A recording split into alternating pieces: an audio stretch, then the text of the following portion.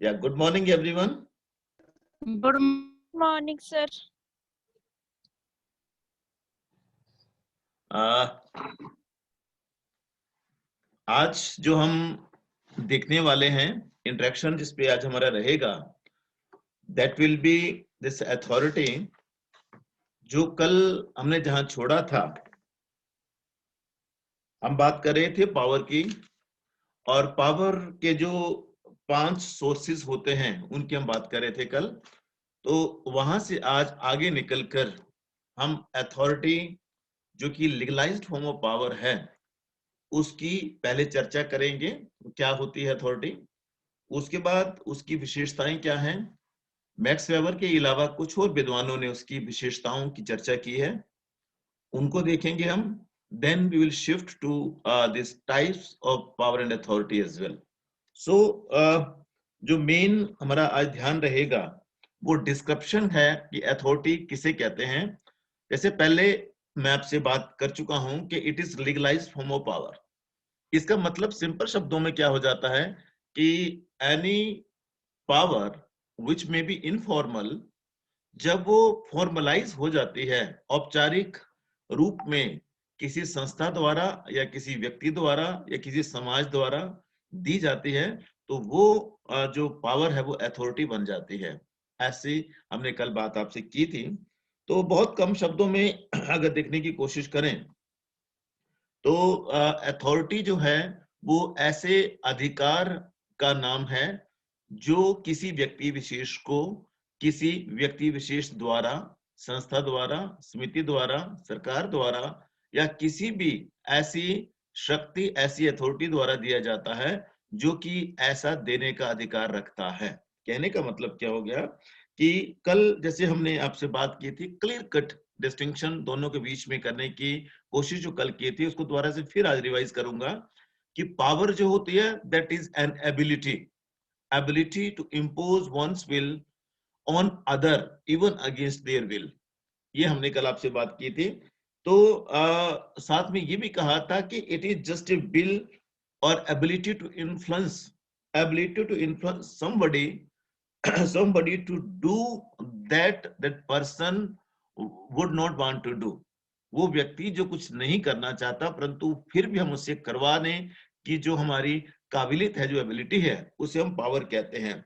whereas authority refers to a claim of legitimacy। जो वो करवा रहा है उसके लिए क्लेम ऑफ लेजिटिमेसी, वैधता का वो क्लेम करता है। Claim of legitimacy, justification as well as right to exercise that power. तीन चीजें इसमें रहेंगी। एक नंबर वन है क्लेम ऑफ लेजिटिमेसी, वैधता उसमें है, ऐसा क्लेम वो करता है। दूसरा उसके लिए जस्टिफिकेशन है, जस्टिफाई करता है कि ये जो मैंने किया वो सही किया क्योंकि ये मुझे करना था, ये मुझे करना था। और साथ में जस्टिफिकेशन टू यूज और एक्सरसाइज दैट पावर, जो पावर उससे मिली है उसको एक्सरसाइज करने का जस्टिफिकेशन वो देता है। तो इस तरह से कहने का मतलब ये मात्र यही है कि अथॉरिटी जो होती है that is something which is being given by some institution, some organization, some authorized person to a person and with a exercise, with the right to exercise, and that right to exercise is totally based on the legitimacy, justification as well as any reasons whatsoever is there he or she is using just to exercise the power which has been given to him, rather in form of authority, in form of legalized form of power। So definitions को थोड़ा सा अगर हम बहुत ही कम शब्दों में इसको देखने की कोशिश करें तो अथॉरिटी जो होती है, authority is A value. Number one, authority is value, standard of action, value और स्टैंडर्ड ऑफ एक्शन और thinking represent an important component of mental and social development of young people. So what does it mean, ये एक value है, ये या एक standard of action है। Standard of action है, थिंकिंग है, एक्शन का कोई ना कोई स्टैंडर्ड होना चाहिए। स्टैंडर्ड ऑफ एक्शन और standard of Hello. Thinking representing an important component of mental and social development of the people, young people particular। तो लोगों के जो सामाजिक और मानसिक जो उनका वो है लेवल है डेवलपमेंट का, विकास का जो लेवल है, जिसके आधार पर उनसे अपेक्षा की जाती है कि वो जो कर रहे हैं उनके सोचने का करने का एक स्टैंडर्ड होगा, सोचने का करने का स्टैंडर्ड होगा, which indicates their maturity as well as objectivity in their action, but just keeping aside their subjectivity, objectivity in their action, they are just talking about. तो इसमें एक हेनरी फयोल करके एक विद्वान हुए हैं, उन्होंने इसको डिफाइन करने की, अथॉरिटी को डिफाइन करने की कोशिश की है। एक ये डेफिनेशन एक दो हम लेंगे और उसके बाद हम सीधा कैरेक्टरिस्टिक्स बेस की आएंगे। तो उन्होंने ये कहा कि authority is a right to give order. Simple शब्दों में authority is just a right to give order and the power to exact obedience. Power to exact obedience माने मानना, देने, आदेश देने का अधिकार है अथॉरिटी, और उसे मनवाने का अधिकार है, और मनवाने का अधिकार है। और उसके बाद it is a relationship between, authority gives us relationship between management the power to enforce obedience। Management जो ओबीडियंस होना है, उसको जो मानना है, उसको मनवाने का भी वो अधिकार देती है, क्योंकि अथॉरिटी है तो मनवाने का अधिकार भी देगी। तो इसलिए it's a power to give order and make sure that these orders are to be obeyed. ये पूरा अधिकार है, रादर अपनी शक्ति का के आधार पर आदेश देने का अधिकार है, और साथ में से मनवाने का अधिकार भी है। एक और विद्वान है सिमन, उन्होंने कहा है कि power authority can be defined as the power to make decision. Authority क्या है? It can be defined as a power to make decision which guide the action of another person, which guide the action of another person. दूसरे व्यक्ति के action को वो क्या करता है? गाइड करता है।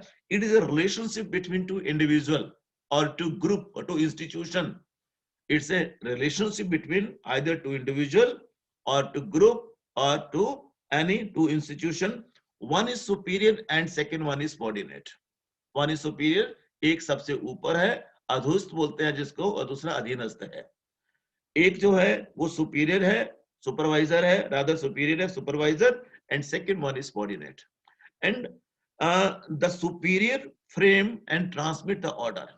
Superior frame and transmit decision with the expectation that the person at receiving end who is inferior, rather subordinate to him, he will obey the order and execute the order, and he ensure, the person who is supervisor, who is superior, he ensure that subordinate is going to accept and what should I say, accept and as well as execute as per the order given by him।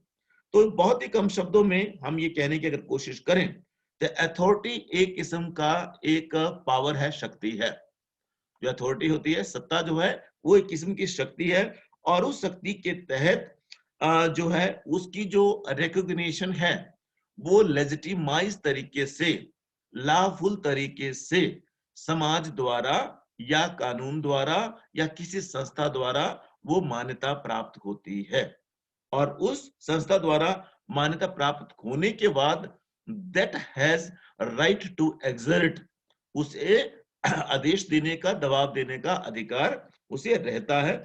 और इस तरह से अधिकार रहता है कि वो उसके अंदर एक एबिलिटी को क्रिएट करता है, एबिलिटी को क्रिएट करेगा। और एबिलिटी को क्रिएट करने के बाद वो जो ability to exert authority influence the ability to change attitude and behavior of individual or group। Individual का बिहेवियर, ग्रुप का बिहेवियर बदलने का पूरी शक्ति उसके पास होती है, क्योंकि वो शक्ति के पावर के लेस्टिमाइज फॉर्म की बात कर रहा है। इस तरह से हम ये कह सकते हैं कि अथॉरिटी जो होती है, it is being executed when we are a part of an institution. Institution may be social, institution may be legal, institution may be democratic, institution may be government, institution may be power, institution may be anything. If we are getting an order objectively from anyone and we are obeying it as someone who is superior to us and who is giving command to us and we are following it, it means we are talking about authority. I hope it is clear to all. मुझे उम्मीद है कि सबको clear हो गया होगा. Is it clear? Is it clear or should I repeat again? Yes, sir. Yes, sir. Clear. Okay, okay बेटा, thank you. Now we will shift to characteristics of authority. हालांकि हम क्योंकि मैक्स वेबर को पढ़ रहे हैं तो इसमें और विद्वानों की हम यहाँ बात नहीं कर सकते, परंतु फिर भी आपको और क्लैरिटी हो अथॉरिटी किसे कहते हैं, तो उसके लिए मैं कुछ एक यहाँ इस बुक में पेज नंबर 94 पे कुछ एक जो है विशेषताएं दी हैं जो और विद्वानों द्वारा दी गई हैं, ना कि मैक्स वेबर के द्वारा. तो इसलिए हम जो कैरेक्टरिस्टिक्स ऑफ अथॉरिटी की बात करेंगे वो सिर्फ आपको समझाने के लिए है, to make you better understand about the concept of this authority. Clear? तो सबसे पहली जो इसकी कुछ एक विशेषताएं 7-8 विशेषताएं इसकी दी गई हैं, उनकी बात की गई है, तो उन विशेषताओं को हम यहाँ लेने की कोशिश करेंगे. तो सबसे पहला जो पॉइंट है, authority basis for getting thing done. Authority वो क्या है? Base for getting things done. मतलब अथॉरिटी जो है ये ऐसा हमें बेस प्रोवाइड करती है जिसके आधार पे चाहे वो इंस्टीट्यूशन है, चाहे वो एसोसिएशन है, चाहे वो कुछ भी है, उसके सारे के सारे कामों को किया जा सकता है. सारे के सारे कामों को वैधानिक रूप से लेजिटिमाइज रूप में उसको किया जा सकता है. और इस तरह से ये किसी भी व्यक्ति विशेष जो कि उस इंस्टीट्यूशन का इंचार्ज है उसे अधिकार देता है, प्राधिकार होता है उसको कि उस इंस्टीट्यूशन की भलाई के लिए वो काम करे और डिसीजन ले. और उस तरह से right to affect the behaviour of the person who is a part of that very institution और behaviour of other to perform certain activities as per the demand and requirement of that very institution को करवाने का अधिकार जो है वो authority हमें देती है.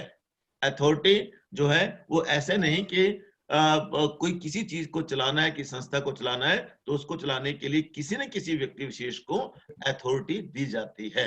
आपके पास ड्राइविंग लाइसेंस होगा, आपके पास आधार कार्ड होगा, आपके पास कुछ और कार्ड्स होंगे, उसमें लिखा होता है इशूड बाय अथॉरिटी और with the permission of authority. By authority होगा तो मान लीजिए कि एसडीएम चंबा ने आपका लाइसेंस साइन किया हुआ है तो सीधा होगा बाय अथॉरिटी. और फिर अगर ये लिखा होगा कि issued with the permission of authority, तो someone else has signed that document on the behalf of authority, which is known as delegation of authority. परंतु ये शब्द वहां रहेगा ही रहेगा.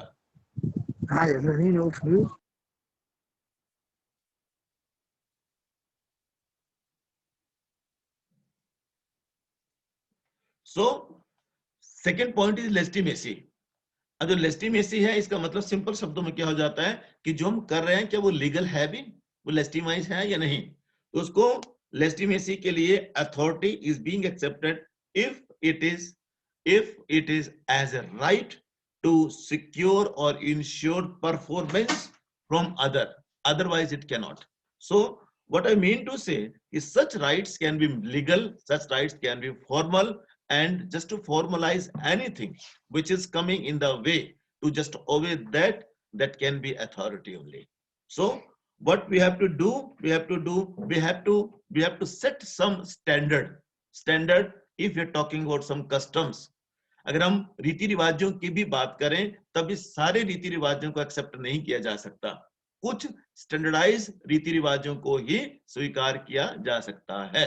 तो जब वो स्टैंडर्डाइज हैं रीति रिवाज तो उसमें क्या होगा कि स्टैंडर्ड ऑफ ऑथेंटिसिटी भी उसमें रहती है कि ऑथेंटिक कितने हैं. और साथ में it's a kind of power which is said to be legitimate and legitimate power is called as authority.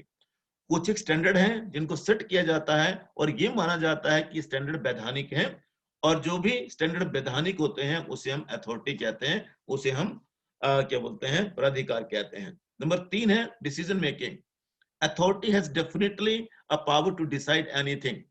Power to decide anything because that power has been given by some institution. Suppose if you are talking about manager, manager की अगर हम बात करें तो manager के पास authority है। Principal की बात, कॉलेज की बात कर लें सिंपली, तो प्रिंसिपल के पास अथॉरिटी है to decide anything in the vital welfare of students as well as teachers or anyone whosoever is there working in that very institution.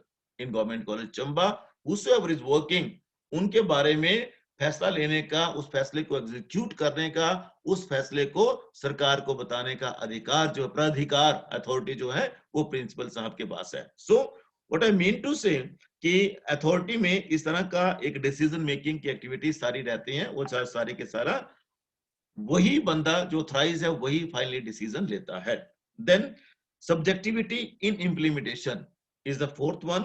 इसका मतलब सिंपल शब्दों में क्या है कि undoubtedly authority has some element of objectivity. Objectivity माने वहां emotion sentiment की कोई कदर नहीं होती है, और वो जो कानून बोलता है, जो इस इंस्टीट्यूशन ने बोला है, उसका इंस्टीट्यूशन का मतलब मेरा यहां बार बार कहने का यही है, इंस्टीट्यूशन का मतलब set of rules and regulation की बात मैं यहां कर रहा हूं।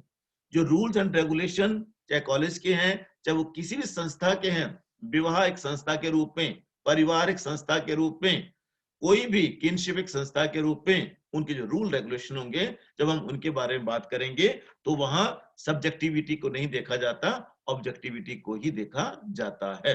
तो कहने का तात्पर्य क्या हो गया, जो परंतु इसमें सब्जेक्टिविटी इन इंप्लीमेंटेशन का मतलब क्या हो गया, ऑब्जेक्टिविटी तो है, परंतु साथ में अति महत्वपूर्ण चीज और एक और क्या होगी कि वहां एक और क्या चीज रहती है कि वहां ऑब्जेक्टिविटी के साथ साथ सब्जेक्टिविटी भी रहती है। क्योंकि एक मैनेजर का जो उसका बिहेवियर है, उसकी वे ऑफ टॉकिंग है, और साथ में जो वो करता है, और वो कितना किस तरह से अपने ग्राहकों के लिए, अपने एम्प्लॉय के लिए, सबके लिए कितना ओरिएंटेड है, वो सारा का सारा यहाँ डिसाइड होता है, डिटरमाइन होता है, और वो अथॉरिटी को एक्सरसाइज करने में, उसके यूज करने में बहुत बड़ा रोल जो है प्ले करता है। नंबर फिफ्थ है डोमिनेंस। डोमिनेंस माने जो एक प्रभुत्व प्रभुत्व तरह का एक उसमें अथॉरिटी में रहता है। तो डोमिनेंस का मतलब है it is capacity of an individual to command others. Dominance का सिंपल शब्दों में क्या अर्थ होता है, it is capacity of an individual to command other, दूसरे लोगों को आदेश देने का ये एक क्षमता है, एक कैपेसिटी होती है। एन इंडिविजुअल और ए ग्रुप हु पोजेस अथॉरिटी, कोई भी व्यक्ति या कोई समूह जो अथॉरिटी को पोजेस करता हो, they do have right authority exercise dominance over other individual, और दूसरे लोगों पर डोमिनेंस करने का उसे अधिकार रहता है। Authority is a command of superior to an inferior. Superior व्यक्ति से इंफीरियर व्यक्ति जो सुपरवाइजर है, सुपरवाइजर से सबॉर्डिनेट को जो कमांड देने का अधिकार है, वो इसमें आता है। नंबर 6 है एन इनफॉर्मल पावर। जैसे पहले हमने बात की थी कि ये एक इनफॉर्मल पावर है, और उसमें it is not formal power, other it lacks some characteristics. परंतु इसमें अति महत्वपूर्ण चीज क्या है, authority is not a power but something that accompanies power. Authority power नहीं है, परंतु कुछ पावर के साथ, क्योंकि पावर जो है वो बहुत बड़ा कंसेप्ट है, अथॉरिटी उसका एक हिस्सा है, अथॉरिटी उसका हिस्सा है। पावर बहुत बड़ा कंसेप्ट है, परंतु अथॉरिटी उसका हिस्सा है। रिपीटिंग अगेन एंड अगेन, इसमें इट क्वांटिफाई पीपल, इसमें लोगों की जो क्वालिटी है उसको क्वांटिफाई करता है, ये क्वांटिफाई करेगा, और साथ में उसी के साथ जो भी पावर क्रिएट होगी, वो पावर अपने आप में एक इंस्टीट्यूशनल है, वो एक किसी अथॉरिटी द्वारा कमांड की गई ऐसी पावर है जो कि पूरी तरह से उसके साथ रहती है। Then rationality is the seventh one, second last. Rationality का मतलब सिंपल शब्दों में क्या हो गया कि whatever command is being given, whatever command is being given by a person or a group of person, that should be described as the capacity for reasoned exploration. Explorate करना है, उसका elaboration है, elaboration for giving convenience reason, वजह बतानी पड़ेगी कि आप इसको क्यों यूज कर रहे हैं। और जब वो वजह बताते हैं तो उसी के साथ तभी हम उसको एविडेंटली सबूत प्रूफ दिखाओ कि मैंने कोई गलत काम किया है, प्रूफ दिखाओ, तभी जाके उस पर तर्क बताना पड़ेगा। हम अगर मान लीजिए पुलिस वाला कोई हमारे घर में आ गया तो पुलिस वाला फिर क्या करेगा, पुलिस वाले को ये बोलेंगे कि भाई जो आप बात कर रहे हो इसका क्या प्रूफ है आपके पास। उसे पुलिस वाले को जस्टिफाई करना पड़ता है, तर्क बताना पड़ता है, ये इसके पीछे तर्क है, it is a reason why I am using this authority on you. Last one है अकाउंटेबिलिटी। अकाउंटेबिलिटी का सिंपल शब्दों में अर्थ क्या हो गया कि जो अथॉरिटी होती है हमेशा वो किसी न किसी उत्तरदायित्व, हम जिसको बोलते हैं अकाउंटेबिलिटी मतलब उत्तरदायित्व होता है, वो किसी हायर अथॉरिटी के लिए अकाउंटेबल होती है। और भारत के जो संविधान है, जो भारत की संरचना है, उसको बड़े ब्यूटीफुली डिजाइन किया गया है डॉक्टर भीमराव अम्बेडकर के द्वारा। उसको आप ध्यान से थोड़ा सा देखने की अगर आप कोशिश करें तो आप हैरान हो जाएंगे सुन के कि क्या है। अब कोई भी अथॉरिटी हमें कोई कमांड देती है तो उसका कोई ना कोई सुपीरियर है। मान लीजिए मैं आपको कमांड दे रहा हूं तो मेरा सुपीरियर, यहाँ कॉलेज की बात करें तो principal is senior to me and he is my boss. परंतु प्रिंसिपल का बॉस जो डायरेक्टर है, अब डायरेक्टर का बॉस सेक्रेटरी है। ध्यान से सुनना, डायरेक्टर का बॉस सेक्रेटरी है, सेक्रेटरी का बॉस एजुकेशन मिनिस्टर है, एजुकेशन मिनिस्टर का बॉस जो है वो चीफ मिनिस्टर है, चीफ मिनिस्टर का बॉस गवर्नर है, अब गवर्नर का बॉस कौन है, प्रेसिडेंट है। और प्रेसिडेंट कैसे इलेक्ट होता है, इनडायरेक्ट। और उसको जो एग्जीक्यूटिव है वो उसको डिसाइड करती है, that is prime minister. Prime minister कौन चुनता है, लोग। असली पावर कहां है, लोगों के पास। So such a beautiful country we are living in and such a beautiful constitution we are having. There is no one superior to anyone. कोई किसी का superior नहीं. Everyone is working for country and everyone is working for countrymen. Everyone is possessing some power. Everyone having some authority. Authority, command, सबको देने का वो सब उसको देते हैं। And then after everything is coming round and round and round and यहाँ खत्म, फिर से round and round. It is dialectical rather. It's a dialectical and system is moving like this. And everyone is working for another one and without knowing that that person is working for him or her. एक दूसरे के लिए काम करते हैं बिना इस बात को जाने कि हम उसके लिए काम कर रहे हैं। So this is all about this characteristics of authority. Then now we will shift to types of authority. Weber ने जो ये बात कही है, authority refers to accepted power. Weber ने ये बात कही है, authority refer to accepted power.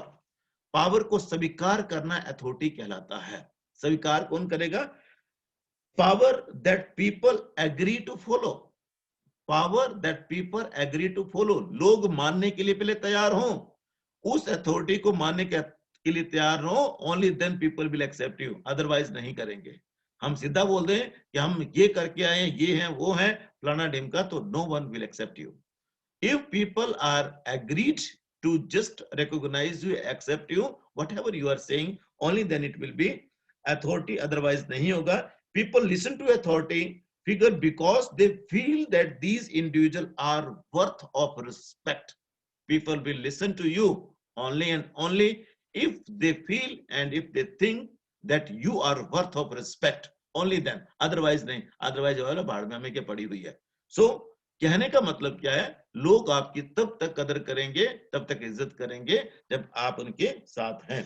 तो इसको ध्यान में रखते हुए मैंने व्हाट्सएप पे आपके 2 इमेजेस शेयर किए हैं, उनको ध्यान से पढ़ लेना। और कल हम इसके 3 प्रकार की अथॉरिटी होती हैं उसके बारे में बात करेंगे। एक रैशनल लीगल अथॉरिटी होती है, दूसरी कर्समैटिक है, और तीसरी जो अथॉरिटी है दैट इज ट्रेडिशनल अथॉरिटी। उसके बारे में हम कल बात करेंगे। Thank you very much.